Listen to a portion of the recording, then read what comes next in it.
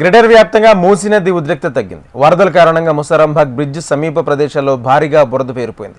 వరదతో పాటు చెత్తా చెదారం, ఇతర వస్తువులు అన్ని వరదలు కొట్టుకొచ్చాయి.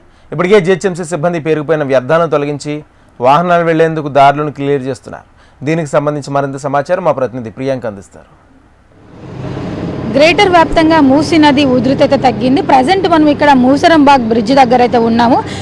కురిసిన భారీ వర్షాలకి వరద కూడా పెద్ద ఎత్తున రావడంతో పలు ప్రాంతాలన్నీ కూడా బురద నీరు అలాగే మొత్తం వరద నీరుతో అయితే మునిగిపోయాయి. అయితే మూసరంబాగ్ దగ్గర చూసుకున్నట్లయితే కూడా ఇక్కడ పెద్ద ఎత్తున బురద అంతా కూడా పేరుకుపోయింది. అలాగే MGBS చాదర్గడ్డ దగ్గర కూడా ఇలానే బురద పేరుకుపోయింది. దీనికి సంబంధించి బల్దీ అయితే ఇప్పటికీ క్లీనింగ్ ప్రాసెస్ అయితే మొదలుపెట్టింది. ఈ బ్రిడ్జ్ దగ్గర చూసుకున్నట్లయితే కూడా మూసరంబాగ్ బ్రిడ్జ్ దగ్గర ఇప్పటికే బల్దీ అంతా కూడా ఈ క్లీనింగ్ ప్రాసెస్ అయితే మొదలుపెట్టింది. పెద్ద ఎత్తున బురద అంతా కూడా పేరుకుపోవడంతో కూడా బురదనంతా కూడా తొలగించే ప్రయత్నం అయితే చేస్తున్నారు. అలాగే ఈ కాజువే అంతా కూడా క్లోజ్ అయింది.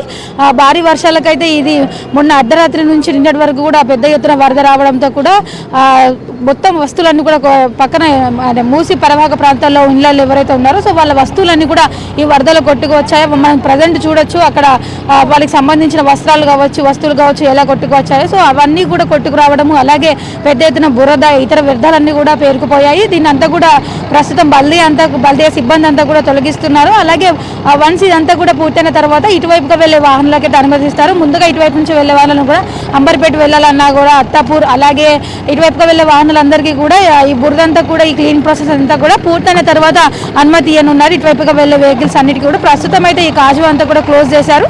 ఇటు పోలీస్ శాఖ అలాగే బల్దీ సిబ్బంది కూడా ఇక్కడే ఉండి ఎటువంటి ఇబ్బందులు రాకుండా కూడా చూస్తున్నారు. సో మొత్తానికి చూసుకున్నట్లయితే కూడా ఇప్పటికైతే దాదాపుగా పూర్తి కావడానికి అయితే వచ్చింది. క్లీనింగ్ ప్రాసెస్ కూడా పెద్ద ఎత్తున మురికి బురద పేరుకుపోవడంతో కూడా తీయడానికైతే కాస్త సమయం పడుతుంది. అలాగే చూసుకున్నట్లయితే కూడా ఈ కొత్త బ్రిడ్జ్ ఏదైతే ఉందో దానికి సంబంధించిన కొంత మెటీరియల్ ఇనుప చువ్వలు లాంటివి కూడా ఈ వరదలో కొట్టుకుపోవడం అయితే జరిగింది.